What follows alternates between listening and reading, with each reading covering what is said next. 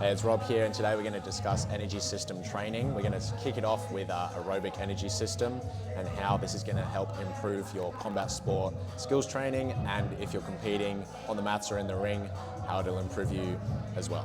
All right, so we've got our aerobic energy system, and it's one of three energy systems. Other energy systems that we have are the anaerobic lactic and the anaerobic alactic. That's the higher end of our energy systems. We're going to talk about the aerobic one, and you want to think about it as your aerobic energy system is going to be the base of your pyramid. The bigger your base, the higher your pyramid can go, which then means we can perform our higher intensity efforts at a much longer sustained effort. Right, so let's break it down a little bit. We've got our aerobic energy system. What is it? It's when you're performing exercise at a steady state that you could perform for hours, okay? So it's a sustainable effort. Breathing will be light, and you can do the talk test or just say the alphabet to yourself, or if you're with a partner, you could have a conversation and you wouldn't get out of breath.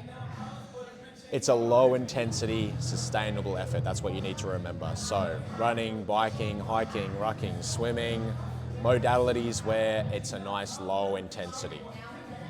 Moving on, why should I train it? Okay, as a combat athlete, you'll be able to go for longer. So maybe you're starting out in your amateur career and you're doing 2-minute rounds. Can you perform a sustained effort of work for 2 minutes? And then you start to look at maybe going for your 3-minute rounds.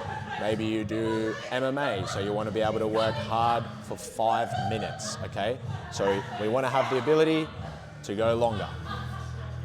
Increasing your aerobic threshold, okay, means we will be able to increase our output at a higher intensity.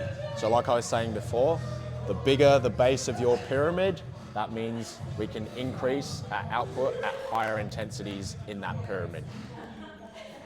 We want to reduce lactate buildup in the body. So aerobic threshold training will train that ability for the body to sustain an effort without getting compromised by lactate buildup.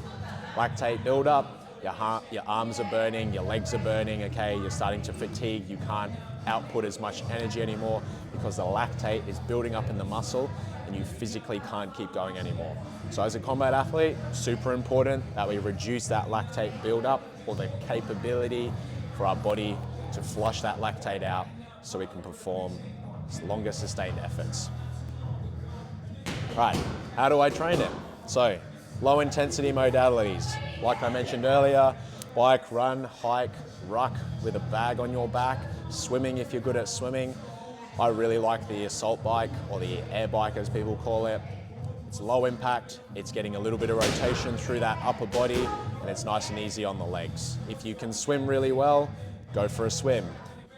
So the easiest way to know if you're doing aerobic threshold training, if you cannot perform that exercise or that modality of training for any longer than 3 minutes, then you're starting to go into your anaerobic energy system. So an easy way to do that without watches, heart rate monitors, all of that stuff is, if you can go longer than 3 minutes at a sustained effort, you're most likely going to be training your aerobic system. So keep it simple. Don't worry about heart rate ranges. Don't worry about, am I in the right zone? Just keep it simple. Can you perform this activity at a sustained effort? If you think about it, if you sit on the assault bike and I say, I want you to be here for 20 minutes, you're already going to pace yourself knowing that you've got to last for 20 minutes. That's what your aerobic training is. Knowing to pace yourself so you can last for a long time. Okay, so here's a mock-up schedule if you wanted to start adding in aerobic threshold training into your skills session schedule as well with your combat sport. So we've had a rest on Sunday, full rest day, full recovery, you're raring to go, it's Monday morning.